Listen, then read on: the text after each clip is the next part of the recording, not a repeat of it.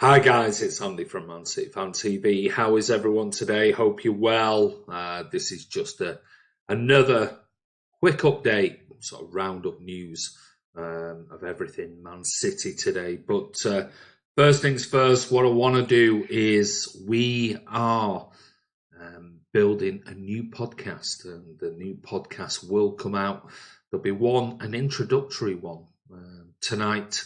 That will be on the channel, so go over and have a listen to that. It's very interesting. I interviewed two younger fans from one from Man City and one from Everton. But next week, as of next week, Kiam is going to be launching a new podcast, and that podcast is going to be everything to do with Man City, and it's going to come out after the weekend's football results have been finished, and we're going to talk to opposition fans, we're going to talk to City fans, young and old. So go over and check that out. It'll be definitely something.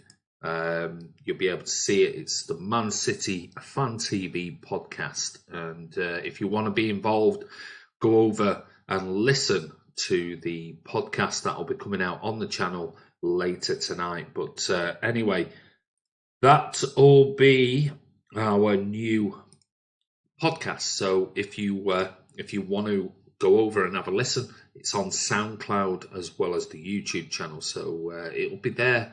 You can have a listen and see what the guys, very interesting, listening to Carl and Tom, all about how they view football in general, not just City, but internationals, and we talk about where teams are going to finish this season, and what are the problems at Everton and what are the problems at City, and is there a problem? So go over and have a look at those and listen to what they've got to say. So good evening, Loons. Phyllis is on. How are you doing, Ivor? How is your band doing? I bet you're just absolutely itching to get back onto Twitter. It must be an absolute nightmare for you, buddy. But welcome along. Leonard's on. Afternoon, everyone. Andy, how are you, Leonard? Hope you're well. Alex is on. Hi, guys. How's things over there? It's bloody freezing here today. Horrible. Looks like it's going to absolutely pour down again. Paul Standor's on. Can't believe Sergio isn't 100%. Very unlucky this season with injuries. Yes, it's just another one of those, which we'll talk about shortly. Head bumps. You're new. Hi, Andy. Hope you're well. Always happy to watch you. Thank you very much, mate. Not an encouraging title. Yeah, sorry, but we've got to bring the truth at the end of the day. And yeah, it's not looking very good for Sergio. Hopefully, it's nothing serious, and it's just the fact that City and Argentina are actually managing him. So Alexander Savage says it's 25 degrees. Wow, can't get rid of the warm weather. I'm waiting for some true autumn weather. Tell you what, it's about, when I came back in my car about an hour ago, it was like 11 degrees. It's absolutely freezing cold. It's horrible. So yeah, bring us some of that weather, mate. I'm hoping Akio's coming over from Goa. He's the head of the Man City Goan Supporters Club. He's coming over for next week's game, and he'll be here for a couple of weeks with his dad. So I'm going to meet up with him, and he's going to stay in Manchester and things like that. He's going to have a massive shot coming here from Goa. So good luck to you, Akio. Just make sure, buddy, you bring plenty of warm weather clothing. J-Hope, hi. So many injuries. Yes, more injuries. I'm not sure whether Sergio's is really a very serious injury. I just think he's carrying something, and maybe he just needs a rest. And maybe this, last 10 days, you hopefully, or 10 days, 12 days rest will do him the world good. Ivor says, I'm actually not missing it. Back working. So the DIY solar system, enjoying it. Well, sometimes change is good as a rest, isn't it, mate? You come off it I don't post as much on social media as I used to, and certainly not Twitter. You know all about what's happened on social media with me over the last sort of 8 months, 9 months and things. And, you know, sometimes just coming away from it, it does you well, because you do get obsessed with the whole Twitterati. And let's face it, there are some brilliant, brilliant people on there. My Lord, there are some absolute bellends. But anyway, Leonard says, get Koulibaly and Diaz in the summer and sorted. What, 200 million on 2 centre-backs when we've got Laporte, Stones, Otamendi, Garcia, Taylor Harwood, Bellis? Paul Standall just wondering how City fans will feel if we went the season without a trophy. Very, very good question. How would you feel, Paul? You give me your thoughts. Martin's on. Sorry for being late. I'm secretly listening from a christening. Oh, can you imagine that? In the church. Suddenly you get Andy from Man City Fan TV all over the church. And you don't want that, mate. Make sure you've got your headphones in. Alex says, Paul Standall, I suppose we could lose some bandwagon fans. Pep out, folks, or even some Mara's fanboys. I'll be honest with you, I'm not sure. I think we'll still get the Pep out brigade, if I'm being honest. That's just the way it is. Carl Blundell, all right, Mr. Andy, how are you, buddy? I hope you're well. Thank you so much for coming on the podcast earlier. You were absolutely brilliant. And everyone, you'll be able to listen to Carl and Tom later tonight. Ivor says, Kalanguta Goa used to be my second home, and he spent 12 Christmas and New Year's there. Loved the place. You need to get in touch with Akio. Come and have a chat with Akio when he comes over for the games. He's coming over for the next, I think, 3 games. So he's going to Palace to see that game, and then he's home for, I think, the Atalanta game, and then the home game after that as well. So maybe 4. So come and have a chat with Akio. If you've spent your time out there, Ivor, then he'll absolutely love it.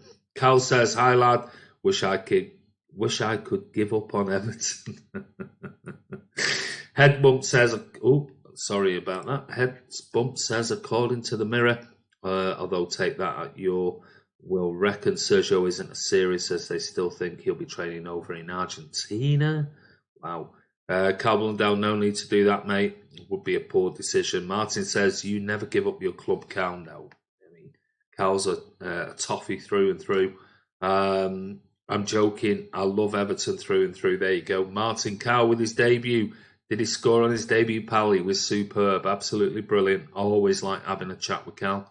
Andy, what is your definition of a true City fan? Well, how do you define it? I mean, I think it's so difficult, Alexander, if I'm being honest, because, you know, somebody who loves the club, somebody who is, I don't know, don't matter whether you're 8 months following City or you've been following City for, 28 years, 30 years, 40 years, 50 years. I just, as long as you like the club, as long as you love the club, as long as you support the club, as long as, when things start going wrong, you still stick with the club.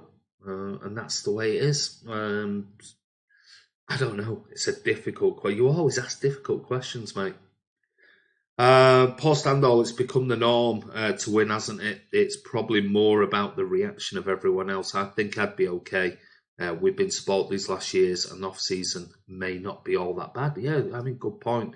Nippon Sharma, how are you, buddy? Hope you're well. Carl says, great talk, mate. Can we do a podcast where we just slag off Liverpool? Wouldn't that be nice, eh? That'd be great. Nippon says, will Jose Maria Jimenez be a good signing for City? Jose Maria Jimenez. You on about Jimenez from Wolves? If so, no, he's not going to replace anyone at City. Gerard Mulcair, how are you, mate? Mulcair, I should say. City will win at Palace on Saturday night. I hope so. It's going to be a tough game. Listen to the podcast. We talk all about that game. Carl Blundell, now, Mr. Andy, I think I should be a mod.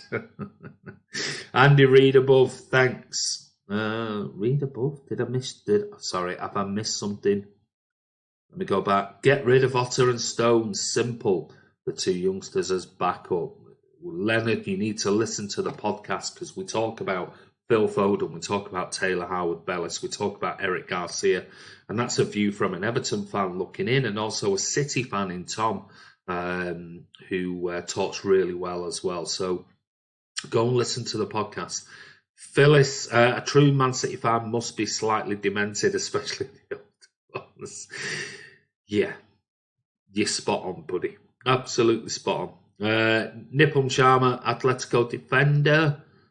Is that a question? Alexander Phyllis, I'm afraid I'm not able to be demented. If you followed City as long as me and probably either have, you've become a demented City fan. He's a defender for Uruguay and Atletico. Headbump says, Andy, in your honest opinion, what would your priority be for the season trophy-wise? Premier League or Champions League? Always Premier League for me, mate. Again, listen to the podcast. We talk about this, and I come from the angle on the podcast as an old fan, an older fan, an old school fan, older in age compared to the young lads, Cal and Tom, who came on it, and I asked them questions about, is it me that thinks this, or is it me as an older fan wants this, and how do you view this? And I was actually quite shocked because this was an Everton fan and a City fan actually agreeing with something I said, where I thought they would have had an opposite opinion to me. So go and listen to the podcast. Everything is on there. Paul Standall saw an old tweet today from 2012 where Virgil van Dijk tweets about his hope that United smash Liverpool in a game. Says everyone hates Liverpool. There you go. It says it all. All this badge kissing and garbage. It's all about that. Hi guys. Hi Kamal. How are you, mate? Little question, Andy. If City had what happened to Berry, what would you do? Oh, well,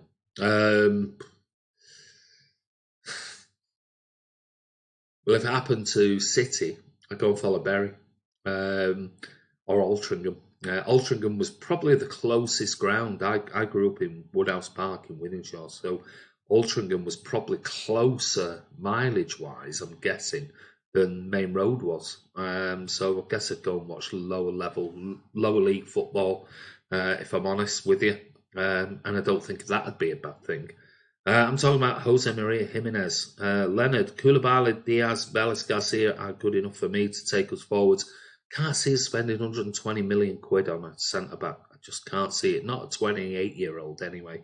Think you missed on some comments. What? How many comments have I missed? I've read every single comments. Is football more than just entertainment for you, Andy? If yes, what does it mean to support a certain football club, mate? Is football more than just entertainment? Absolutely, of course it is. It's the old adage. I mean, it's your life. And sometimes it does take over. Running a fan channel like this, it does take over. And it's horrible sometimes. And even when you're winning, and look at what City's success has been recently, even when you're winning, sometimes it's like, I've got to talk about it, you've got to do this, you've got to do that. And I think sometimes football, we need to move away from football. We have families, and we don't often, let's say, spend enough time with them. And City, being a fan, not just City fan, I'm sure Liverpool fans and United fans and Spurs fans and Arsenal fans are all consumed with football. And sometimes when you realise what's going on in your family life, and my auntie's just been given 3 months to live, and you think of things like that, you think, is football really that important? And I don't know. It's a good question. I have no idea. But it is important. Otherwise, I won't be here speaking to you guys. Let's go back and see what else. I'm talking. Sorry, skip through that one. Looks like Everton fans will be on loan at City for the next few months. Ivor says, a true aged blue is a person that refuses to stay down when knocked down, battle-hardened and realistic, loyal to the point of insanity, and grey or bald. There you go.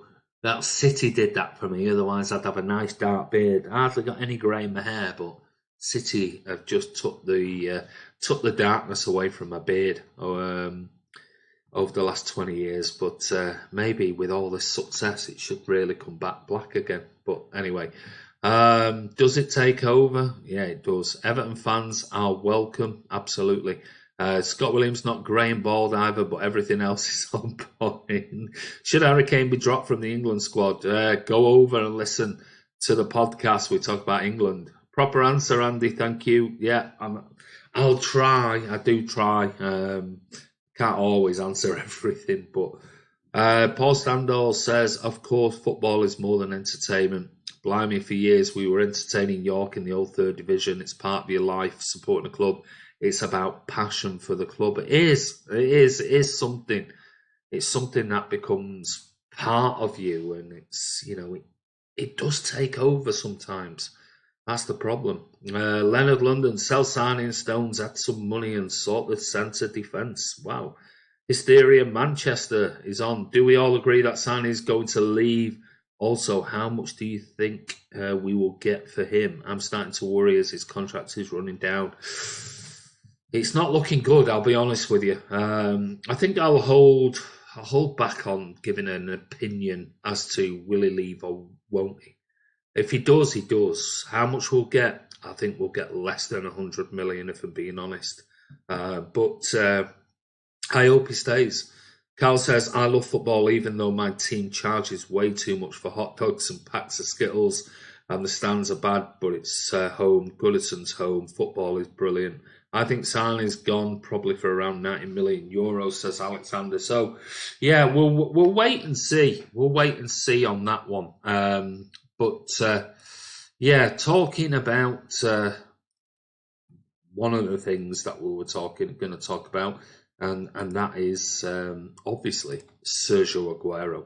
Sergio Agüero, well, it's come out last night that Lionel Scaloni has actually come out and claimed that Sergio Agüero has been carrying an injury problem, which is no surprise, and we talk about this on the podcast as well, and hence why he's not been in full training with Man City.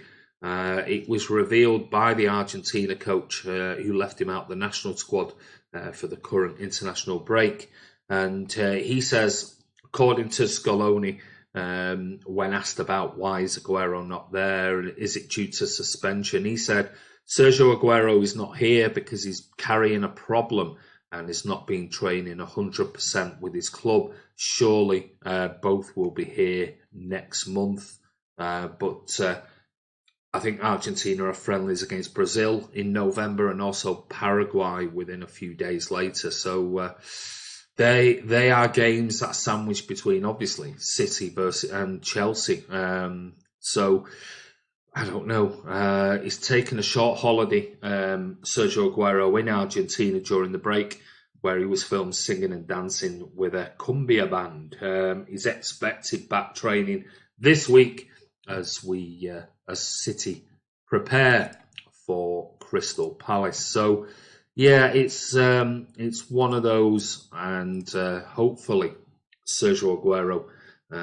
It's nothing serious, but it's something that I think most of us have thought he's just not looking exactly like he has been lately. So we'll see. But Sergio is clearly carrying something, and let's hope a little bit of a rest, no games, not going to Argentina, albeit a break, but not playing football in Argentina. Hopefully he can get back to his best. Really enjoyed making the podcast, says Tom Hudson. We'll look forward to listening to it. Thank you very much, Tom, for coming on. Really nice guy, City fan. And go over and listen to it later. Kamal says, why would Sane sign a contract while he's still injured? I think he'll still sign. You reckon? Leonard said, England are really poor and hard to watch. Talk about international football on the podcast. It's not for me. Paul Standall says, Andy, do you think it's hard for younger fans to understand football like we do? The background to where football came from and working man's game it was? No, not really. No, I don't think so. And if you listen to the podcast, and I know we'll keep promoting this podcast, but if you listen to Cal and you listen to Tom, they speak about, formations and players and things before. These are two young fans, and they talk about knowledge of the game prior to sort of where Man City are right now. So, no, I do think there are fans that just jump on the bandwagon, and you get that all the time at teams. So I don't think you need to have been a fan from 30, 40 years ago like me to say, I understand football more than a younger fan. No, I disagree with that. Reality will always slap you in the face when you least expect it, putting football rightly in its place. I'm sorry for the sad news regarding your auntie Andy. Oh, don't worry, mate. It's one of those things. It is sad news. My mum's one of seven. There's 7 sisters and 1 brother. And sadly, everyone has died except for one of the older ones, and my mum is the youngest, and the next youngest is my auntie Barb. So, it's very, very close, and shit, really. That's cancer for you. Not nice at all. It's going to be a tough few months coming up, and it is what it is. So enjoy every day you've got with your loved ones. I know it's an old sort of saying, but anything can just come about, in an instant. We all know that. And as I'm getting older, I'm realising that. Carl says, I'm only 16, I understand football. I'm not deluded or biased. I say it how it is. Nipum says, would Usman Dembele be a good replacement for Sane? No, not for me. Hysteria Manchester, we desperately need another striker, in my opinion. Gabby isn't getting enough game time, and Con is aging. It's time we plan for the future. We talk about Gabby possibly. On the podcast, we talk about Gabby. It should really be playing on the left with Sergio.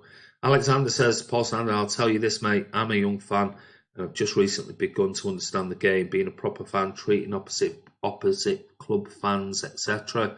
Leonard London says, either England will always let us down, nothing will ever change. Pal says, Phyllis. Carl, what time will the podcast be on? I don't know. I've sent it to Kiam. Kiam's in charge of the podcast, but hopefully it'll be out between about 7, 8 o'clock tonight, UK time. Great speaking to you, Tom. Very sound lad, says Carl. Kamal, when is the podcast out? Just said, I'm thankful for choosing this club and this fan base. We've been different. It would have been different if it had been chosen Liverpool, Arsenal, United. Would it really be different, Alexander? I don't know. Maybe it wouldn't, because I'm sure they would convince you of their history and everything else. Fair enough, lad. Just a thought. Martin says, thanks, Cal and Tom. Can't wait to hear it, lads. Cal says, Martin, I felt I owed you and Andy after bottling the face cam. Don't worry, mate. Not everyone wants to be on camera. That's for certain. My condolences, Andy. We all die eventually. Be happy for as long as you can. Absolutely. We do. But still, it's one of those. It's never nice. We're getting old. And you young uns, certainly, you won't be thinking about that. But suddenly life comes in an instant, and you're here. And you think, my God, how have I got to 50 already?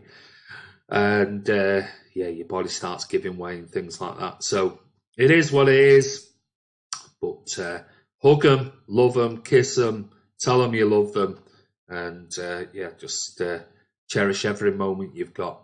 Is the podcast on YouTube channel or separate? It'll be on the YouTube channel, and we also put it on SoundCloud as well. So if you download free SoundCloud to your iPhone or your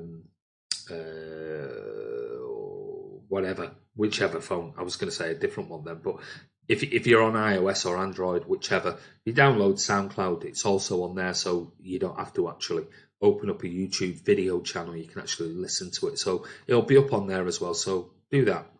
Martin says, you did, Carl. Hope you don't think that. Ooh, sorry, big jump there.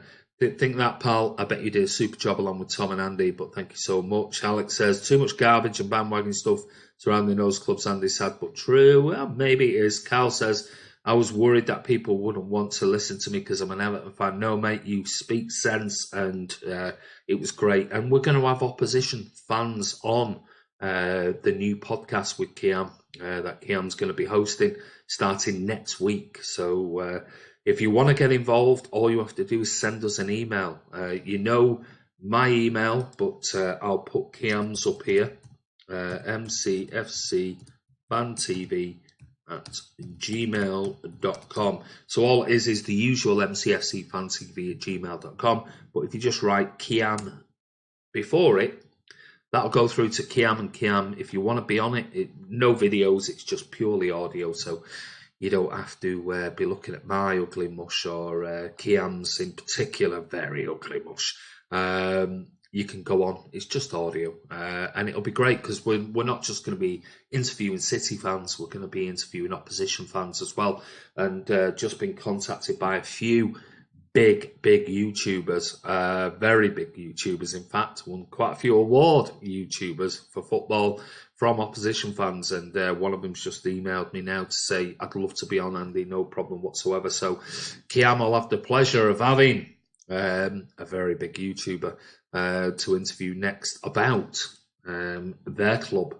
So let's get back to this. It's got a unique path of success. Kamal says, apparently Fernandinho getting a new contract. Nice one, bud. I'll be listening. Leonard, 50. You have another 50. Not sure about that, mate. Alex says, saw a guy yesterday wearing a West Ham scarf, a true rarity in my country. I'm sure there's fans all over the world, mate. Cal, wouldn't show my face to make you jealous. Don't bring a Liverpool fan near your assets.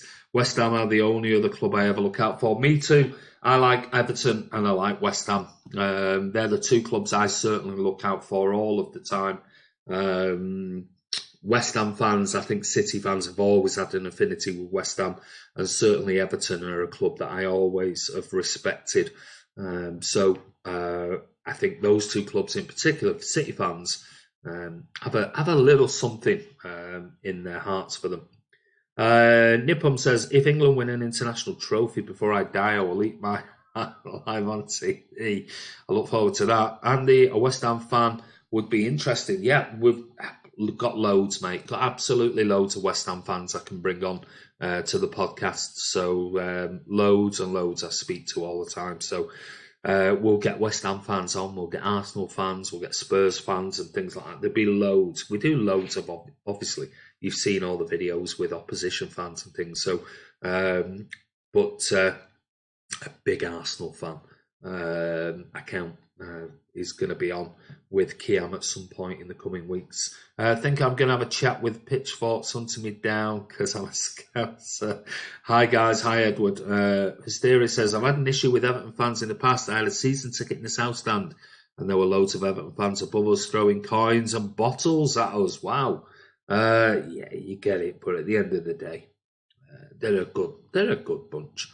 Philly says, went out on the piss with West Ham fans when they sent us down at the bowling in '87. Never ever forgot how well they treated us. Great fans, absolutely. I mean, obviously you've got to bear in mind in the '80s in particular, that West Ham fans had a really, really bad reputation from a hooliganism point of view in particular. But I must admit, I've been down there so many times. The bowling, I think I've been 3 times I was at the bowling, and I never had any problems, I must admit. But the 80s were the 80s, and wherever you went, to away games, it was always a little bit, you had to be on your toes. Hence why I've never ever worn City tops or bought them or things, because I just always just wore my own clothes, because in the 80s, which was my big years of following City, 77 was my first game, but I was only a kid. I was only 7 years of age. But in the 80s was when I really started following City, on my own with my mates, going home, going away and things. If you wore you wore your colours, you were asking for trouble. Troops? No, it's not troops. Alexander Savage. A few days ago, I read an article about a match in the 80s between West Ham and City. They chanted, "You'll be back," to City fans in the away stand since City got relegated. Yeah, there's always been, and you only have to go on social media, Twitter in particular, and you always see West Ham fans and City fans. They just get on. It is what it is. Just like Liverpool, Manchester is blue, absolutely. Inter-City firm never bothered City. No, it was never. It wasn't. I mean, it wasn't just the club gangs of those times, the firms of each particular thing. It was you walking around that particular area and you've got your colours on and things. It was all the other idiots, if I'm being honest. Have you interviewed Sophie Rose from Blues TV? I haven't, mate. I'm assuming you're talking about Sophie Rose, the Chelsea one. I haven't with her. No, I shouldn't say that. I haven't spoke to her. I was going to say I haven't had it with her, but I guess Kiam will be speaking with Claude on the podcast. No, it's not Claude either. Troops, you hear me, blood? No, it ain't him. He's a well-known Arsenal fans. Alex says, glad hooliganism is gone in England. I don't think it's gone, mate. In Serbia, we're still dealing with this crap. It's not gone, mate. You only have to see, was it the Everton fan who got sliced down his face, right the way down his face. It went right down underneath here. That was only last season, so it still goes on. It just match days now are pretty much well policed in the UK on the whole. Think Andy has a crush? No, I don't. Pep out, blood? Yeah, no chance. You seen the MEN story on Jesus? No, which one's that, Edward? Released about 5 minutes ago. No, I haven't, mate. I must admit, I haven't seen that one. But what's that one about? But what we're going to do is we spoke about Sergio Agüero. What we're going to talk about next is Fernandinho. And Fernandinho, according to Pep, and he's spoken about Fernandinho, saying basically that Fernandinho is undroppable. But you've got Andy Dunn in the mirror today saying that enjoy Pep Guardiola also while you can. But he thinks that Simon Bajowski, in the MEN, thinks that Pep Guardiola has claimed that City, the City player, is undroppable. And he says City's performance against Wolves was not one to be celebrated. It was, in Pep Guardiola's eyes, their first bad day at the office this season. And he'll be considering several changes for the trip to Palace. Who are those changes going to be? A source of City's strength has been their incredible squad, which has players constantly pushing for places in the side, as well as being a reality at the club, challenging in every competition they enter. It keeps everyone motivated, or should do anyway, because if they're not getting in the team, they need to work even harder and better to change that. There are quite a few performances against Wolves that will have opened the door of opportunity for teammates come rivals. Is Sergio Agüero still sharp enough to keep Gabby Jesus out of the team? Will Phil Foden be turned into a midfielder? What about Joao Cancelo at either left or right back? Amid the many questions, though, came a new moment of clarity. Fernandinho must stay in the team. A mainstay in the starting 11 for so long under Guardiola, time finally looked to have caught up with the 34-year-old in 2019. Gundogan proved an effective replacement for him in the second half of the season, and then in the summer, obviously Atletico Madrid midfielder Rodri was bought in for a club record. The only 2 matches this season Rodri hasn't started, at Bournemouth and Preston, it has been the German that has filled in. Fernandinho's first minutes did not come until Brighton, when he came on as an emergency centre-back option for the injured Aymeric Laporte, and he was back on the bench for the trip to Norwich the following week. With the injury to John Stones and the former Nicolas Otamendi, however, the veteran has made himself essential to the team once more.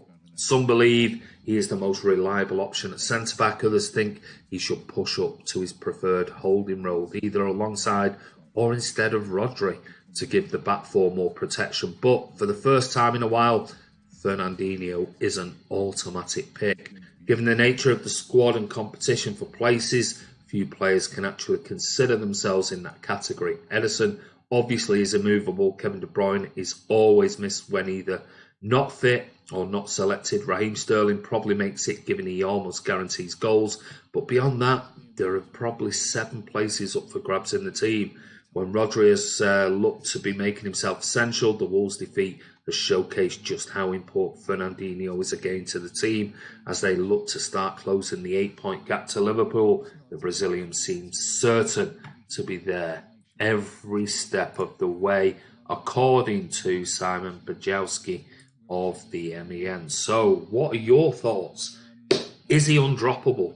Is Fernandinho undroppable right now? And that is as a centre-back, or should he really be going into the midfield? Should we have Fernandinho and Rodri with a Kevin De Bruyne ahead of him? Should we be switching it around? Should Rodri have a rest? I mean, I listen. If you listen to the podcast again, I'm going to mention it. I heard a podcast that I normally really, really enjoy. Well, I enjoyed this one, but it was a City podcast. And I heard somebody say on the podcast that they thought Rodri has had a so-so average start at Man City. And I was like, what? What have you been watching? Because I think Rodri's actually been really, really good. Nobody covered themselves in glory. Certainly against Wolves, but I think Rodri's been absolutely brilliant so far. So, what are your thoughts? Is Fernandinho undroppable? Let's get back to your comments. Very few fans get any bother if they're wearing colours these days. Football fans never been said. Yeah, I mean, today, absolutely. It's a different beast from what it was either in our day. Edward, I think Sterling, De Bruyne, Ederson, Rodri, and Fernandinho undroppable. Cal, do you think Guendouzi from Arsenal is a good player? Yeah, I think he's decent. Hysteria, Ferna is amazing. He's been so underrated for so many years. Just look at his age and then look at the level and rate he's playing. Absolutely. Phyllis says, I meant her character and knowledge of the game. You are a naughty one. You are the naughty one. What's Ivor been saying? Let me go back up. Sophie has some decent assets. She has got some decent assets, Ivor. Absolutely. Leonard says, Ferna's professionalism and attitude has been spot on. Leonard says, legend. Philip, Big Blue Rabbit. Sorry, I misunderstood you. I'd move Ferna back to CDM and play Stones and Garcia, or maybe even Rodri, says Alexander. Hysteria says, let me just, 1 second here. I've got a little bit of audio coming up, which I just need to remove on here. Apologise. So let's go back and have a look at what you were saying. Would you, This is Big Blue Rabbit. Do you think it'd be safe to watch City in Zagreb? What are your thoughts? I don't know. I think most of the away. I think most of the away stuff is fine. I'll be honest with you. I don't think there's generally any problems when you go overseas watching City. I was in Lyon and we were told just be careful, and we were told that there's going to be loads of ultras outside the ground, and I actually stood there filming them while before I went in. They were letting off bangers and fireworks and singing and chanting, and they were literally feet away. There were like 40, 50 of them, all with like hoods up and everything else, and none of them came over and said anything. So they could clearly see I was a City fan, but I think you're fine these days. You just got to. It's not like the grounds. I think it's you just got to just outside the grounds and things like that. You've got to be a bit careful. Would you take Thomas Partey when Fernandinho leaves? No, I don't think so. Edward, I'd move Ferna back to CDM, play Stones with Garcia and maybe even Rodri. I don't think Ferna is undroppable. No, I do think he should be used wisely over the coming months, says Hysteria. Phyllis says, safe or not, the City fans will still do what they want. Always have done, always will do. Leonard says, Ferna should be back up for Rodri and sort our centre defence out by going out and spend simple. We can't spend anything, though, until January. Rodri's been fine, room for improvement, which will be frightening, says Scott. I agree. The Dinamo getaway game, possibly my first City game. Hope I'll attend it. Good luck, mate. The Jawbreaker, is it still all right, buddy? I don't know what that is. Calvin Lundell, Rodri has had one questionable game. That was the Liverpool game. Rodri? Liverpool game? Which one? You're talking about the Community Shield? Carl says, but that was his debut, so it doesn't. All right, so you are. Dinamo don't want to get hit by a fine from UEFA. I don't think they really bothered. Leonard, Andy, I could hear an audio in your background. Yeah, just turn it off. I'd like to wear my City t-shirt and the scarf in Zagreb. Wear it, buddy. Ivor says, we are missing Dino in the midfield. Rodri is a million miles away from where he needs to be. His lack of Prem experience is affecting other players' games. David Silva has no space to play in. I don't know whether he's a million miles away. I'm not sure. I disagree with that, Ivor, if I'm being honest. But he's not a Dino. Let's face it. I mean, one of the best holding midfielders in world football. He's absolutely superb. But how do we fit them in? At the moment, Dino's at centre back, and maybe I don't know. Maybe we give Rodri a couple of games rest and put Fernandinho back in with John Stones coming back. Put him back in that holding midfield role.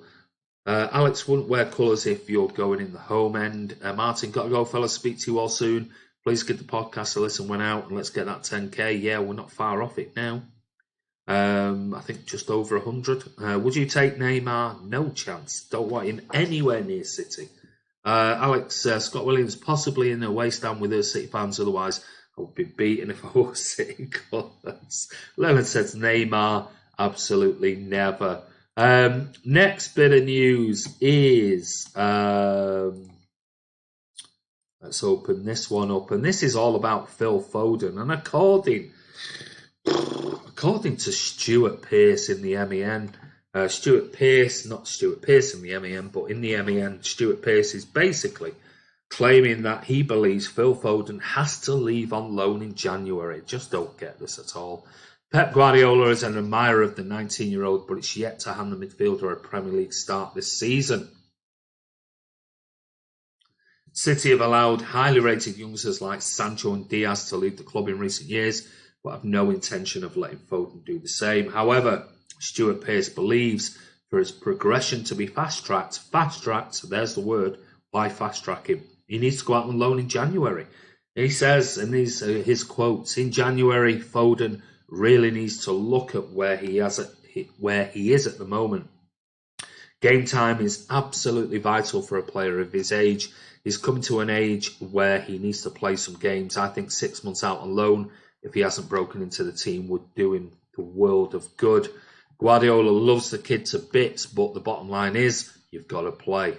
Frank's chucked a few of the youngsters in at Chelsea, and that's probably brought Foden's name to the fore a little bit more because he isn't getting the game time. You and I know the best experiences come from game time and not training, according to Stuart Pearce. So, what are your thoughts? Should Foden get more game time? Another issue we talk about on the podcast tonight. Should Foden really be getting more game time? Or is Pep doing the right thing? Let's face it, should he be introduced gradually? He's still only a young kid. Or is it time now when we've got injuries that we just throw him in and just throw him in the deep end and see what happens? Back to your comments. Carl Blundell says Neymar ego ruins him, in my opinion. Ryan Baptiste, Andy, the other day you mentioned making a video, an article that you read about FA, a bias against City. Are you still going to do it? Keep up the good work. Very interesting. as it stands at the moment, after speaking to 2-3 pretty high profile people, I was basically, it was suggested to me by a couple of people, journalists and things, one or two that I trust, not to do it, not to publish it. It doesn't mean to say that I'm not going to do it at some point. I'm just not going to do it right now. I need to do a little bit more research. I've been digging around over the last week on certain things, and I've got to be very careful because some of the stuff that I might talk about, I'm going to have to be very, very careful with the ground that I tread on. So at the moment, I'm not going to publish it just yet. That doesn't mean to say that I'm not going to do it in the future. And like I said, a couple of people that I know, a couple of people that I trust, not only within City, but also a journalist as well, said, be really, really careful the way that you go about this. I'll be honest with you, and that's just friend to friend advice, not for any other reason or any other purpose. So I'm going to hold fire for the time being, but thanks for raising it, that point. It's not totally gone, but it's not going to come out just yet until I can dig around a little bit more and then just make sure I'm on solid ground before I actually release a video on that type of information. So, but yes, yeah, thanks for raising it, mate. I appreciate it, Ryan. Where do you get all your news from? All over the place, mate. Phyllis says he's not just playing where he should be. He's not holding nothing, Andy. He is supposed to be a DM, and now we're missing at the back. He should be more disciplined and protect. I'm assuming you're talking there about Rodri.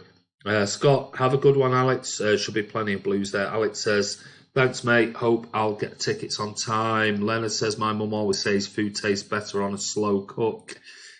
It does. Why does Jesus always score headers versus Everton, says Cal. Afternoon, evening, Andy. And you Sky Blues, how you doing, section? I think Martin sent your book. So another prize on its way to section. When is everyone going to knock section off the next big quiz? Everyone scores headers against Everton. That's capped you, hasn't it? Hi, section, says Mingy Wong. There you go, Cal. I was giving it to you straight. But great stream, great podcast. Can't wait. See you later, mate. No problem. No, take care, buddy. Right, moving on. Last little couple of bits of news, which is I think is quite funny.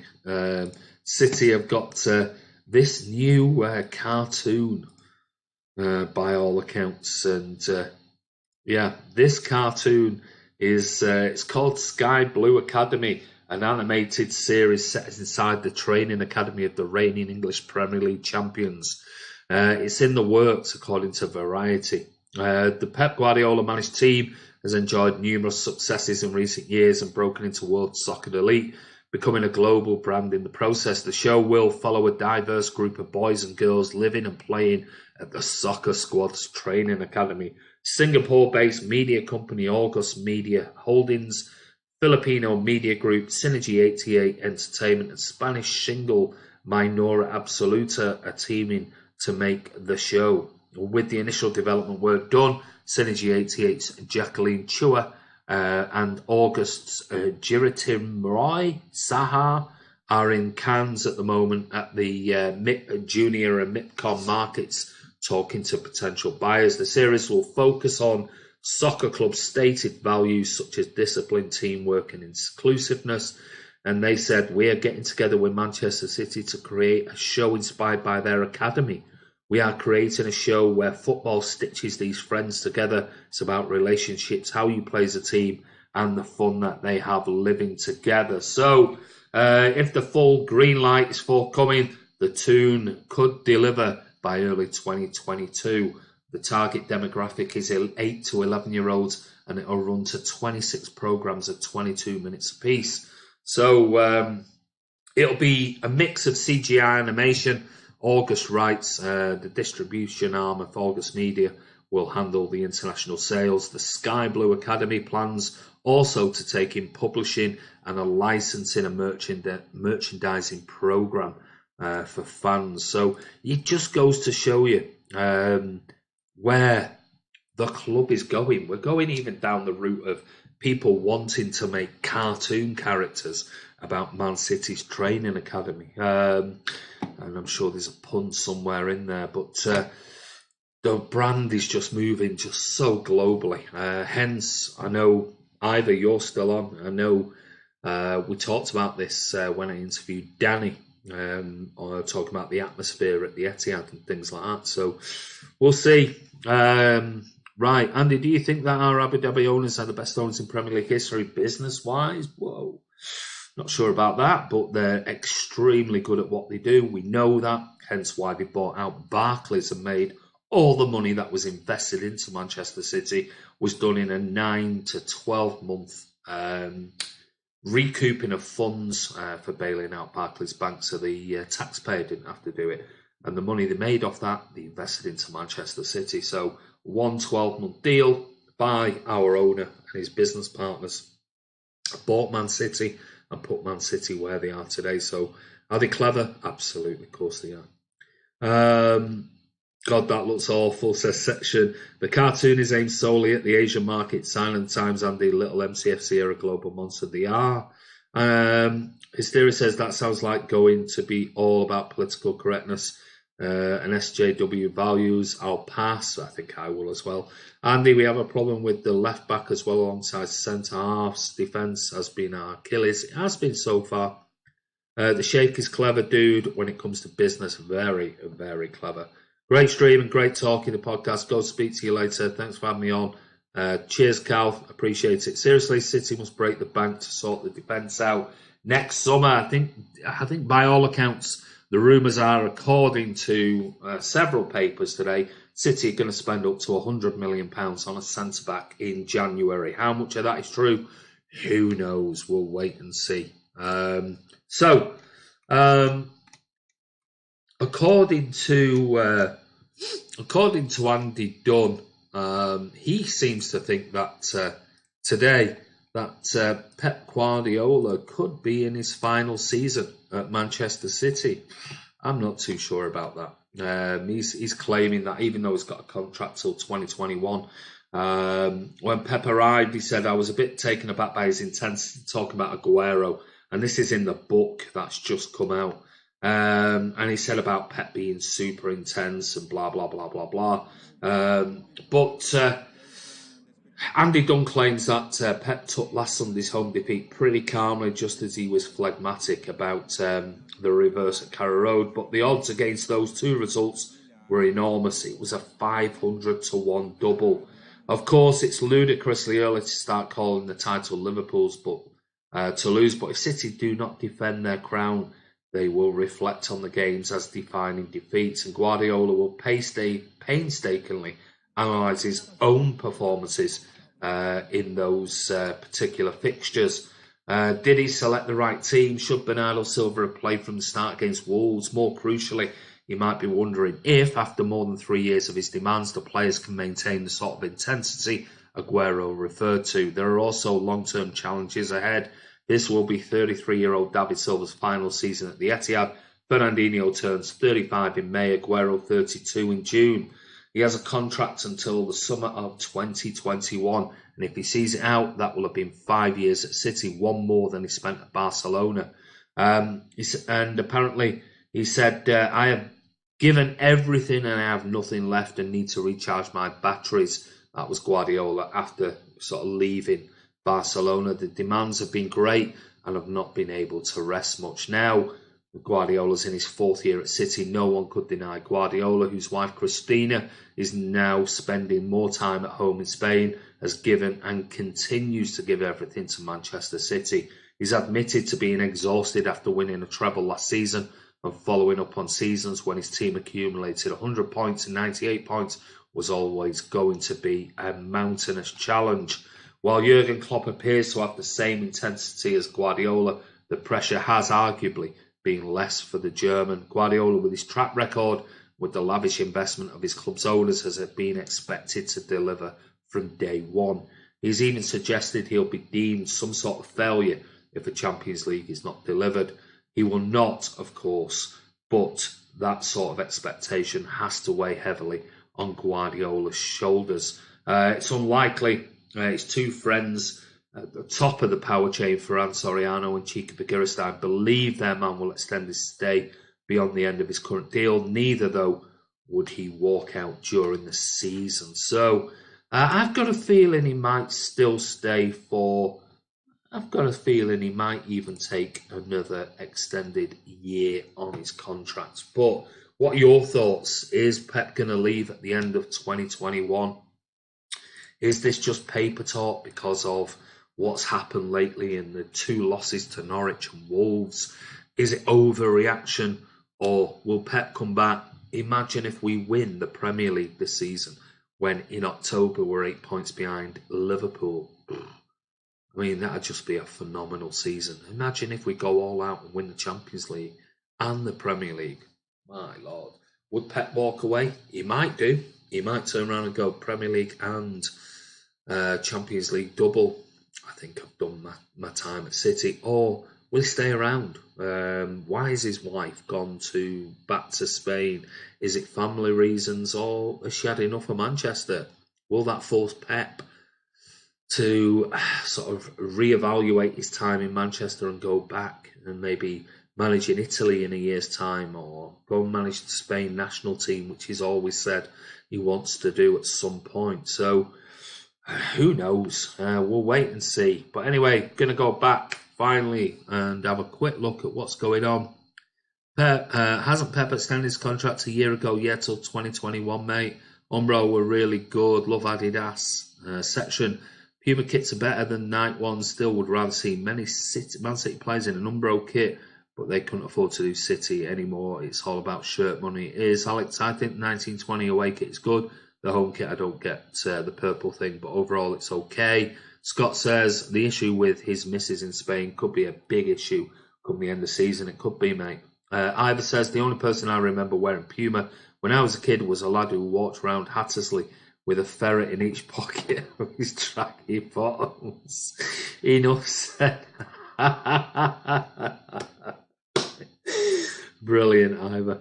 Hysteria, once his contract's up, he will go, I think. He signed an extension which shocked the football world. He won't do it again. Alex says, I take Umbro any day of the week. Proper kits back in 2011-12. The Nike kits were pretty average, in my opinion. Nike were pretty poor, if I'm being honest. And I'm not a kit person, but they were crap. Section, Pep needs to just settle down at City and stay for the next 10 years. Wouldn't that be nice, mate? Puma have become a big brand. They have become a very big brand lately. Ivor says, looking out by back window, I would not blame Pep for leaving today. Rainy Manchester versus sunny Barcelona. I don't think he'd go back to Barcelona. I can't see him going back to Barca, I'll be honest with you. I think if he leaves, he might want another challenge, maybe Italy. If not, maybe the Spanish job. But Pep, we've got him until 2021. Let's hope in March time, Cheeky and Ferran, we're in a better place as a club. Cheeky and Ferran can convince him. Let's have another season, Pep. Come on. I hate football kits. I hate all football clothing ranges. I don't wear it, so I'm not one for wearing merchandise. I'll be honest. I've got that red and black stripy sweatshirty type of thing, but that's about it. Other than that, it's not for me. Could you imagine City snatching the Prem from Liverpool again? Think that would what that would do to them. Can you imagine? 2015 collar home kit by Nike was good. Ivor, why though, says Alexander.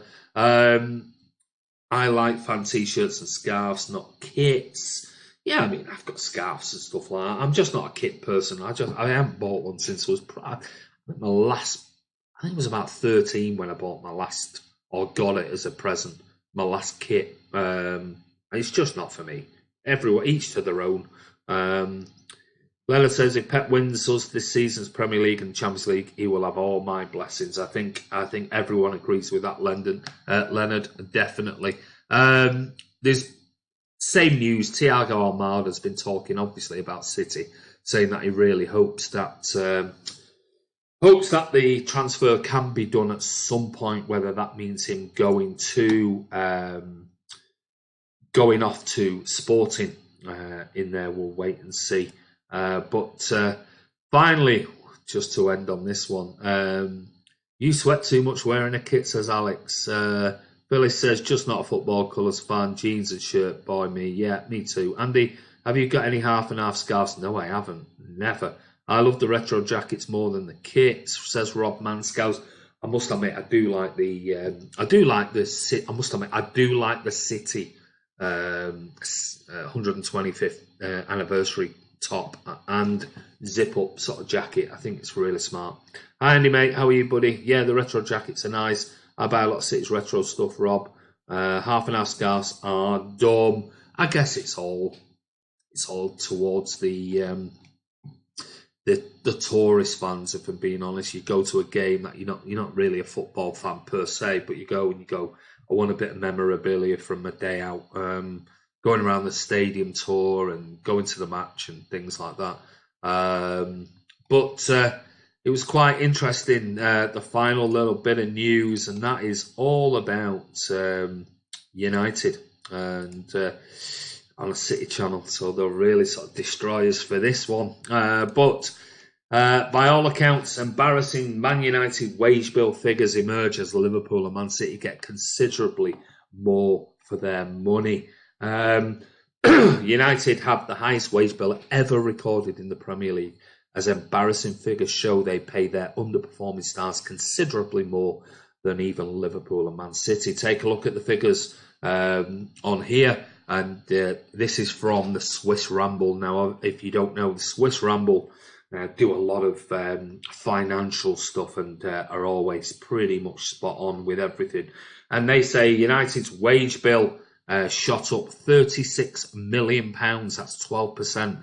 From 296 million to 332 million, mainly due to further investment in their first team squad, including an additional 7 months of Alexis Sanchez, resulting in an increase in the wages to turnover ratio from 50% to 53%. Says United's £332 million wage bill is the highest ever reported by the Premier League club. In the last 3 years, it's grown by an incredible £100 million. That's 43%. It is worth noting that up until 2012, United's wages were only the third highest in England, behind City and Chelsea. However, City, by contrast, spent just £260 million on wages, but won a second Premier League title in a row as part of a domestic treble, while Liverpool forked out £264 million and won the Champions League. So when people say about money being spent, remember, City, £260 million annual wage bill, Liverpool, £264 million annual wage bill. We won a treble or a quadruple. Liverpool got a Champions League. So United look like they need a major overhaul of the way they do business, and Tottenham's success, despite spending so little on wages, shows why Mauricio Pochettino has been mentioned so many times as someone who could be the ideal for the Red Devils manager's job. So City are not doing too bad when it comes to certainly wages, because United clearly in the 330 million bracket, Liverpool at £264 million annual wage bill, City at 264 million less than Liverpool. So when they all come out and they give you all this nonsense about money being spent and things like that, one other thing I do want to just quickly talk about before I go, and that is, if I can find it, if I haven't deleted it, I might have deleted it off my phone. It was interesting. It was about, and I have deleted it off my phone. I can't believe it. So maybe I'll talk about it tomorrow and find where it was. It was about average attendances this season. And again, Manchester City's average attendance this season, and this is people through the door, not tickets sold, things like that. above Liverpool. Above Liverpool. Again, just like last season. Above Liverpool this season in the first 8 games. Home attendances, let's say, in the first 8 games of this season. City's average attendance, actually people through the gate, not tickets sold, people through the gate, is higher than Liverpool's. So, you know, they can gob off all they like and they can talk about spending. Liverpool, look at how much money Liverpool have spent. They can talk about wage bills. Well, just proven to you now by the Swiss Ramble. United at 330. Liverpool at 264 million annual wage bill. City 260, 4 million less than Liverpool. Another argument put to bed. So anyway, back to your comments and then I'm going and let's see what's going on before I go. So let's see, finally, if Pep wins us this season, yeah, all my blessings. Not a fan of half and half scarves. Tourist merchandise section. Hi Andy, hi Sanjay J. Well, bought the zip top and love it. It's very nice. Best man, hi, how are you? Alexander, I'd gladly buy a jacket with a golden eagle on the left part of the chest. Oh, I don't want the golden eagle, mate. After normal City badge. I own 2 City-related clothing items. Sarah bought them for me. She does not know me after 20 years. Women, I wear them for walking the dogs. Are you on about the Joy Warden? Not Jaya Warden, the Joy Warden. Lots of tourist fans in Colin Bell 123 nowadays. Not the same atmosphere, excuse me. The money Harry Maguire is on is crazy. He isn't world class at all. Man United goal of the month was a penalty, says Deezer Power. What's up, Emmanuel Adebayor? You're a bit late. We're going now. Is it true? What's true? Hysteria said United's wage bill that high, yet little old City are ruining football. Absolutely. Rags are irrelevant these days. They are. I don't even get nervous on derby days, says Historia. Can Gareth Bale revive City? No chance. Don't want him anywhere near the club. Thank you. Rob says, name me 2 United players who would want in our team. No, nobody. Phyllis says, heard Ole asked the Prem, could he field some of the women's team? Scousers are irrelevant by competing with City. Ivan says, please don't say United are not relevant. I waited for over 40 years to rip them to bits. They will always be relevant. They certainly will on Derby Day when we win. Can't wait for the Derby. Scouse has been and are known for being deluded. Lalu Pato. Liverpool are relevant because they are European champs. Are you? No, we're Premier League champions. Have you ever won one? No. Rob Manscale, City initially spent big on investment, but now we don't need to overpay on wages like the Rags. Hopefully our academy produce 3 players in the first team. That'll be a dream. It will be. Alex Matthews, is there any chance for us this season, or are we totally focused on Champions League? Oh, of course there is. I'm assuming you're a City fan. Talking about City, 8 points, nothing, mate. If we win against Liverpool home and away, that's down to 2 points. You think Liverpool won't drop 2 points for the rest of the season? But listen to the podcast that's going out later tonight. Like I said in that, we can't afford any more, major slip-ups. Liverpool are not in this subject, I'm afraid. I wouldn't take Soyuncu. No chance. 8 games in. No chance. Hopefully our Bellis plays more, I hope so. Andy, have you ever been to the Hacienda Club? Mate, I used to live in the Hacienda Wednesday night, Friday night, Saturday night. From 1980, my first time was 86, and then from 87, 88, 89, I just lived in there. Wednesday night, Friday night, Saturday night, lived in there. Absolutely. I've actually got a picture. I wonder if I've got it. Maybe I've got rid of this as well. I have got a picture of me on the Hitman and Her. Believe it or not, the Hitman and Her. Let me just see if I can find it. Let me just see. I might be able to find it. I might not. We'll wait and see. Let me just see if I can find this picture. If not, I will find it and I'll post it on here. But it might be on one of my other files and somewhere like that. Yeah, I think it is. But yeah, there's a picture of me on the Hitman and Her when they were at the Hacienda. So It's me giving it all. And I was actually listening to somebody posted something, a guy called Gerald Voodoo Ray, and actually listening to that back last night. I posted on Twitter, listening to that back now, half of it was crap. But it was just when that bass line came in and the Voodoo Ray stuff came in.